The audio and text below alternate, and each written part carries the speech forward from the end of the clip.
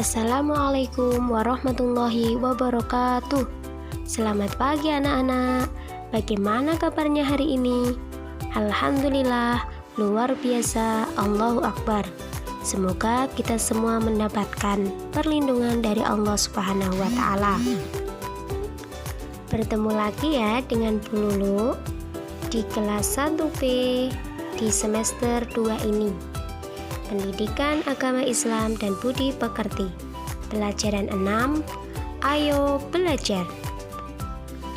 Anak-anak, sebelum kita mulai pembelajaran pada pagi hari ini, kita awali dengan membaca doa bersama-sama. Bismillahirrahmanirrahim. Rabbi zidni ilma warzuqni fahma. Amin. Nah, anak-anak, siapa yang ingin menjadi anak yang pandai? Tentu kita semua ingin menjadi anak yang pandai, kan?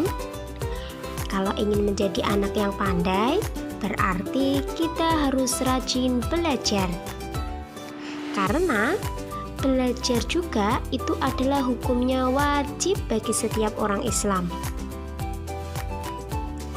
Nah, semangat belajar bisa kita contoh dari Nabi Idris alaihi salam. Tentu anak-anak sudah tahu kan siapa Nabi Idris itu? Iya, Nabi Idris adalah salah satu utusan Allah atau Rasul Allah.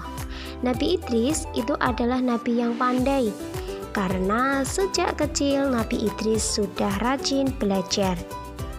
Nabi Idris juga dianugerahi oleh Allah kepandaian dalam berbagai disiplin ilmu, kemahiran, serta kemampuan untuk menciptakan alat-alat untuk mempermudah pekerjaan manusia, seperti pengenalan tulisan, matematika, astronomi, dan lain sebagainya. Rasulullah juga berpesan agar umat Islam selalu belajar, menghormati guru-guru, serta berperilaku baik terhadap orang yang telah mengajarkan ilmu kepada kita. Nah, sekarang kita saksikan kisah tentang Nabi Idris alaihi salam.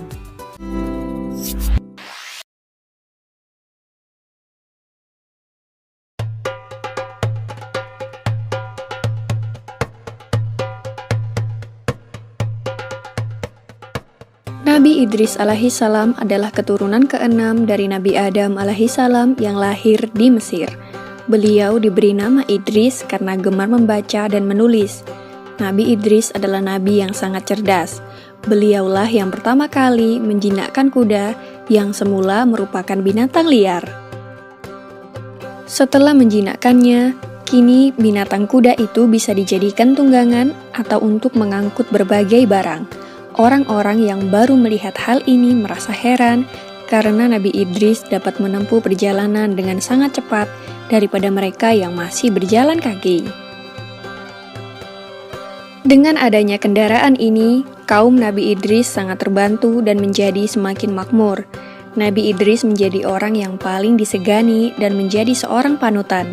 Di dalam Al-Quran, Nabi Idris digolongkan sebagai manusia yang sabar, karena beliau tidak mudah putus asa dalam menghadapi tantangan dan rintangan seberat apapun. Nabi Idris merupakan manusia pertama yang mulai menulis dengan pena dan dianugerahi berbagai kepandaian oleh Allah. Di antaranya ilmu alam semesta, ilmu tulis-menulis, dan ilmu berhitung.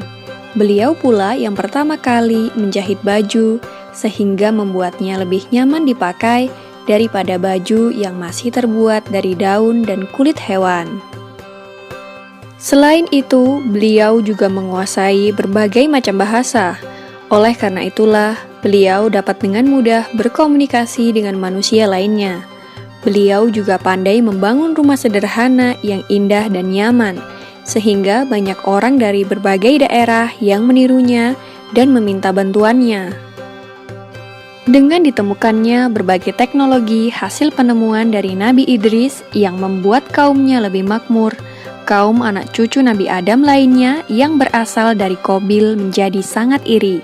mereka pun mulai merencanakan sesuatu yang jahat dan mengganggu kaum Nabi Idris yang sedang bekerja. Semakin hari, kaum dari Qabil semakin bertambah jahat. Mereka mulai berani merampas harta benda kaum Nabi Idris dan melukai para perempuan dan anak-anak. Jumlah mereka pun juga semakin bertambah banyak, karena orang-orang yang tidak mau bekerja ikut menjadi golongan dari kaum keturunan Qabil. Karena kejahatan kaum keturunan Qabil semakin meresahkan, para penduduk pun mulai melaporkan berbagai kejadian itu kepada Nabi Idris.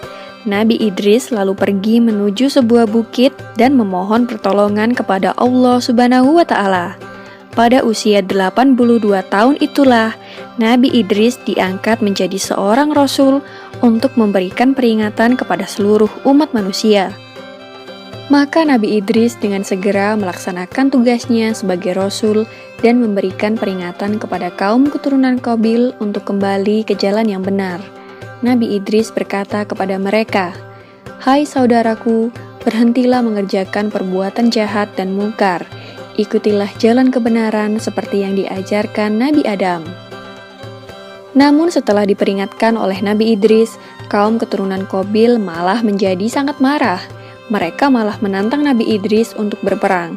Maka Nabi Idris dan para pengikutnya mulai membuat berbagai peralatan perang dan membuat benteng pertahanan guna menahan serangan kaum keturunan Qabil. Akhirnya peperangan pun terjadi. Selain menjadi seorang nabi dan rasul, Nabi Idris juga merupakan seorang panglima perang. Beliau berperang dengan gagah dan berani sehingga mendapatkan julukan Asadul Usud yang berarti singa dari segala singa karena tidak pernah berputus asa dalam menjalankan tugasnya untuk memerangi kejahatan. Nabi Idris adalah ahli strategi yang sangat pintar, sehingga beliau dan pasukannya selalu dapat memenangkan berbagai pertempuran. Namun semakin hari, kaum keturunan Qabil yang mungkar dan durhaka itu makin bertambah banyak jumlahnya, dan tidak terhenti menyerang para wanita dan anak-anak dari kaum Nabi Idris.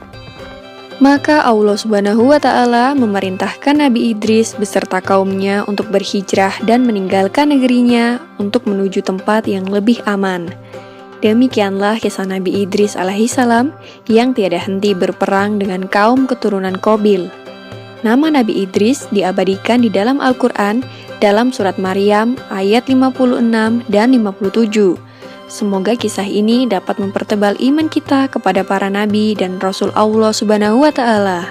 Amin ya rabbal alamin.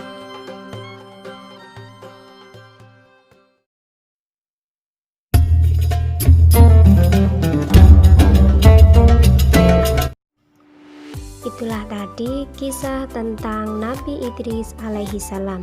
Semoga kita bisa meneladani kisah Nabi Idris tersebut dengan rajin belajar, selalu beribadah kepada Allah, dan tentunya kita tidak boleh sombong. Nah, selanjutnya yang kedua yaitu doa belajar. Belajar adalah proses mencari dan memperoleh ilmu. Belajar harus dilakukan dengan tekun dan terus-menerus. Belajarlah dengan cara yang islami, maka Allah akan memberi kemudahan dalam memperoleh ilmu, yaitu dengan cara berdoa, agar kita juga lebih mudah memahami pelajaran. Nah, doanya yaitu adalah Rabbi zidni ilma warzuqni fahma, yang artinya, ya Allah, tambahkanlah ilmu kepadaku dan beri aku pemahaman. Sesudah belajar pun kita harus berdoa. Hal ini sebagai ungkapan rasa syukur kita kepada Allah Subhanahu wa Ta'ala atas karunia ilmu yang bertambah dan bermanfaat, yaitu dengan membaca Alhamdulillahi Rabbil Alamin, yang artinya segala puji bagi Allah, Tuhan semesta alam.